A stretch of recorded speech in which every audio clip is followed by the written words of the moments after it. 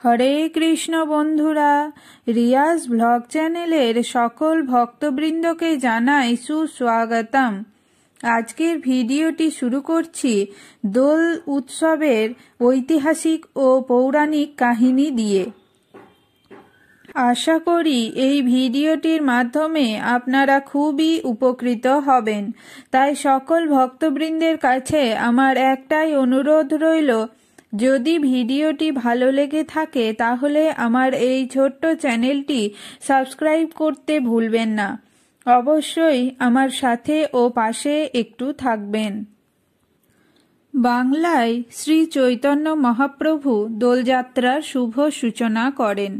হিন্দু শাস্ত্রবিদরা বলছেন, এই দোল পূর্ণিমার দিনটিকে গৌর পূর্ণিমাও বলা হয়। তার কারণ 1486 সালের 18 ফেব্রুয়ারি শনিবার দোল পূর্ণিমা তিথিতে শ্রী চৈতন্য মহাপ্রভুর জন্ম হয়েছিল। পাশাপাশি এই বাংলাতে দোল উৎসবের সূচনাও শ্রী চৈতন্যদেবের হাত ধরে হয়েছিল। বাঙালি জীবনে বসন্তের আগমন মানেই কিন্তু নিজেকে নতুন রঙে রাঙিয়ে নেওয়ার পালা। ঠিক গ্রীষ্মের আগেই শুরু হয়ে যাবে দোল পূর্ণিমার আয়োজন, আবির খেলার উত্তেজনা। তবে সারা ভারতবর্ষে যা পরিচিতি হোলি নামে, পশ্চিমবঙ্গে কেন তা দোল পূর্ণিমা হিসাবেই আয়োজিত হয়? কেনই বা এ সময়ে বাড়িতে বাড়িতে শুরু হয় সত্যনারায়ণ পুজোর আয়োজন? আসুন দেখে নিই পশ্চিমবঙ্গে দোল পূর্ণিমার ইতিহাস।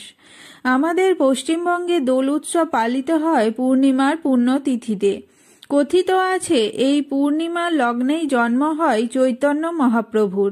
তার জন্মদিন উপলক্ষে দোল পূর্ণিমার আয়োজন একটি অন্যতম কারণ। কিন্তু মহাপ্রভুর সঙ্গে দোল পূর্ণিমার সম্পর্ক আসলে কোথায়? আসলে নবদ্বীপের বৈষ্ণব ধর্মের এই প্রবক্তার রাধা কৃষ্ণের প্রতি প্রেম ধর্মীয় গণ্ডি ছড়িয়ে পৌঁছে গেছিল আত্মিক পর্যায়ে। শ্রীহরির প্রতি তার প্রেম ছিল জগৎ বিখ্যাত, আর এই শ্রীহরি ছিলেন কৃষ্ণের এক অবতার। কৃষ্ণ ব্যতীত কিন্তু আবার হোলি অসম্পূর্ণ। দ্বারকা শ্রীকৃষ্ণের অন্যতম লীলাভূমিতে কিন্তু হোলি পালন করা হয় প্রায় 16 দিন ধরে।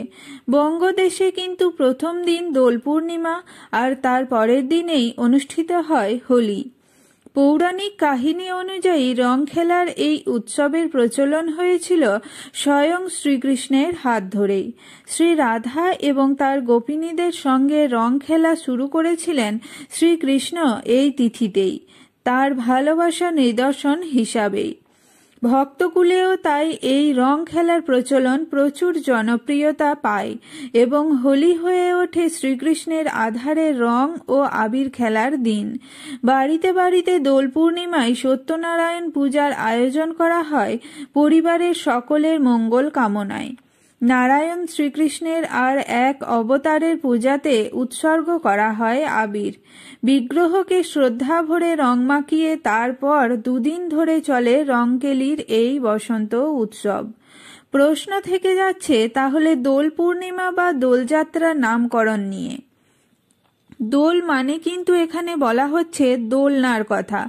যে দোলনায় বসা রাধা কৃষ্ণের ছবি দেখতে আমরা অভ্যস্ত, রাধা এবং কৃষ্ণের ছবি বা বিগ্রহ পালকিতে করে বা ছোট ছোট দোলনায় চড়িয়ে ফুল মালা সাজিয়ে ভক্তরা ভক্তি ভরে সেই নিয়ে এই পূর্ণিমার লগ্নে রাস্তায় বেরিয়ে পড়েন রথযাত্রার মতো।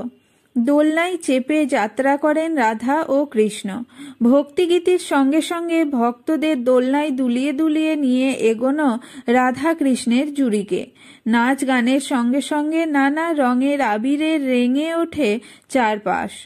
পথ চলতি সকল ভক্ত এবং দর্শক হয়ে ওঠেন দোল পূর্ণিমায় দোলযাত্রার অবিচ্ছেদ্য অংশ।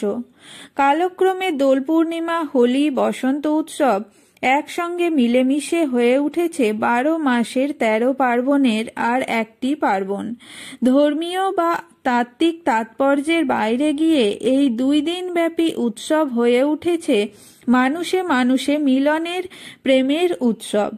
ঠিক যেমন ছিল রাধাকৃষ্ণের হোলি খেলার উদ্দেশ্য, যেমন ছিল শ্রীহরির বন্দনায় বিভোর চৈতন্য মহাপ্রভুর স্বপ্ন। আসুন এইবার জেনে নেওয়া যাক দোল পূর্ণিমার ঐতিহাসিক এবং পৌরাণিক কাহিনীগুলি কি কি। দরজায় কড়া নাড়ছে দোল। হলুদ শাড়ি এবং পাঞ্জাবিতে সাজবে মেয়ে এবং ছেলেরা। বসন্ত এসে গেছে গানের তালে তালে পালিত হবে দোল। শান্তিনিকেতনের দোল আবার বিশেষ জনপ্রিয়। সারা রাজ্য থেকেই মানুষের ভিড় দেখা যাবে ওই দিন শান্তিনিকেতনে। রবি ঠাকুরের গানে বসন্তের আগমনে এক আলাদা মাত্রা পায় শান্তিনিকেতনের দোল। বৈষ্ণব বিশ্বাস অনুযায়ী দোল পূর্ণিমার দিন শ্রীকৃষ্ণ রং এবং আবির দিয়ে রাধা ও অন্যান্য গোপিনীদের সঙ্গে রং খেলায় মেতে উঠেছিলেন। বিশ্বাস মতে দোল খেলার উৎপত্তি সেখান থেকেই শুরু, যা আজও সমানভাবে এগিয়ে চলেছে। বাংলায় শ্রী চৈতন্য মহাপ্রভু দোলযাত্রার শুভ সূচনা করেন। হিন্দু শাস্ত্রবিদরা বলছেন এই দোল পূর্ণিমার দিনটিকে গৌর পূর্ণিমাও বলা হয়। তার কারণ 1486 সালের 18 ফেব্রুয়ারি শনিবার দোল পূর্ণিমা তিথিতে শ্রী চৈতন্য মহাপ্রভুর জন্ম হয়েছিল। পাশাপাশি এই বাংলাতে দোল উৎসবের সূচনাও শ্রী চৈতন্যদেবের হাত ধরে হয়েছিল। 1515 খ্রিস্টাব্দে তিনি গৃহত্যাগ করে অর্থাৎ নবদ্বীপ ত্যাগ করে বৃন্দাবনে গিয়ে সেখানে রং খেলা দেখে অভিভূত হয়েছিলেন। তখন থেকেই নাকি বাংলাতে দোল উৎসবের সূচনা হয়। ভক্তদের বিশ্বাস এই দোল খেলায় ভগবান শ্রীকৃষ্ণ হাজির হতেন মহাপ্রভুর সঙ্গে দোল খেলতে। আবারও কোনো কোনো গবেষক মনে করেন প্রায় 2000 বছর আগে রাজা ইন্দ্রদ্যুম্ন প্রচলিত করেছিলেন দোল উৎসব। 7ম শতাব্দীতে সম্রাট হর্ষবর্ধনের লেখা রত্নাবলী নাটকেও হোলি খেলার উল্লেখ রয়েছে। শুধু উত্তর ভারত নয়, দক্ষিণ ভারতের বিজয়নগরের একটি মন্দিরের গায়ে এক রাজকুমারীর রং খেলার চিত্রকলা রয়েছে। এখান থেকে বলা হয় যে দোল সারা ভারতবর্ষব্যাপী প্রচলিত। এবার পৌরাণিক কাহিনীগুলি জানা যাক। ভক্ত প্রহ্লাদের আখ্যান এবং হোলিকা দহন। অন্যদিকে পৌরাণিক কাহিনী অনুযায়ী ভগবান বিষ্ণুর পরম ভক্ত ছিলেন অসুররাজ হিরণ্যকশিপুর পুত্র প্রহ্লাদ। নিজেকে ঈশ্বর ঘোষণা করেছিলেন রাক্ষসরাজ হিরণ্যকশিপুর। অহংকারী রাজার ওপর ব্রহ্মার বরদান ছিল দিন বা রাত, গৃহের ভিতর বা বাইরে, মানুষ বা পশু কেউই হিরণ্যকশিপুরকে বধ করতে পারবেন না। এরপর নিজের পুত্র প্রহ্লাদকে হত্যার পরিকল্পনা নেন রাক্ষসরাজ হিরণ্যকশিপুর। নিজের বোন হোলিকার কাছে সাহায্য প্রার্থনা করেন। হোলিকার ওপর আবার ব্রহ্মার বরদান স্বরূপ একটি চাদর ছিল, যেটি ছিল এক ধরনের রক্ষা কবচ। এই চাদর গায়ে জড়িয়ে প্রহ্লাদকে নিয়ে অগ্নিকুণ্ডে বসেন হোলিকা। ঠিক তখনই ভগবান বিষ্ণুর কৃপায় চাদর উড়ে গিয়ে পড়ে প্রহ্লাদের গায়ে। অগ্নিকুণ্ডে দগ্ধ হয়ে যান হোলিকা। এই কারণে দোল উৎসবের আগের দিন হয় হোলিকা দহন। বাংলাতে এটাই প্রচলিত ন্যাড়াপোড়া নামে। ভক্তদের বিশ্বাস এই দিনে সকল অশুভ শক্তির নাশ হয়। ভগবান বিষ্ণু তথা কৃষ্ণের পূজা করলে জীবনে সমৃদ্ধি নেমে আসে ভক্তদের। পুতনা রাক্ষসী বধ। পৌরাণিক কাহিনী অনুযায়ী দোল পূর্ণিমার দিনে শ্রীকৃষ্ণকে স্মরণ করার কথা কোথাও কোথাও বলা হয়েছে।